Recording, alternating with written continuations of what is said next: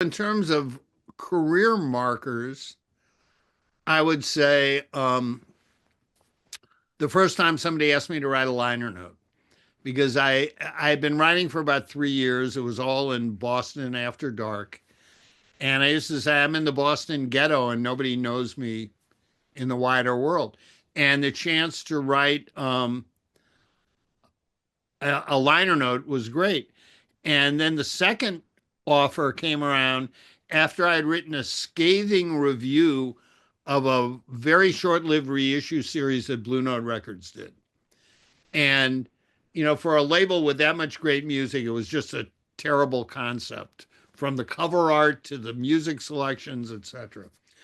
So I get this letter at the Phoenix with the Blue Note return address on it. I thought, oh my God, what could this be? I open it. It's from a gentleman named Charlie Lurie, who was working at Blue Note at the time. He said, "We read your review. You're absolutely correct.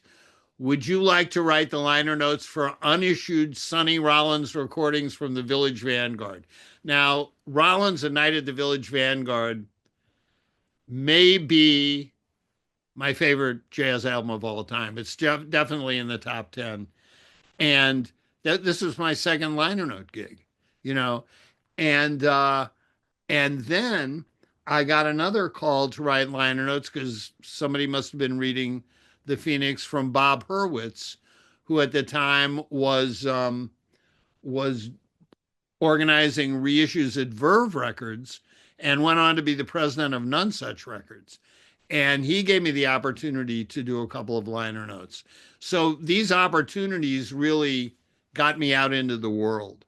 And then one of my editors at the Phoenix, Peter Herbst, who's still a good friend, who we saw last summer, he lives out in the Berkshires now, got hired by Rolling Stone.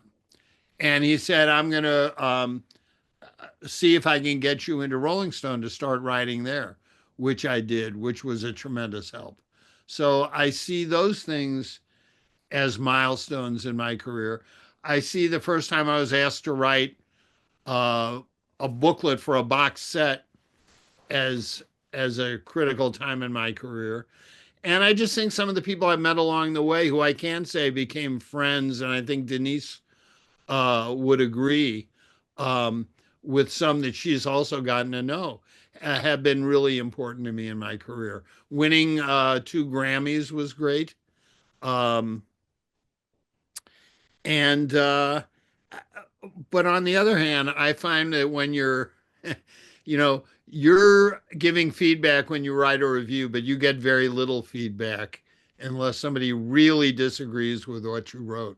So anytime somebody comes up to me and says, uh, I read something you wrote about musician X, and that got me to listen to musician X, I treat that as a great moment.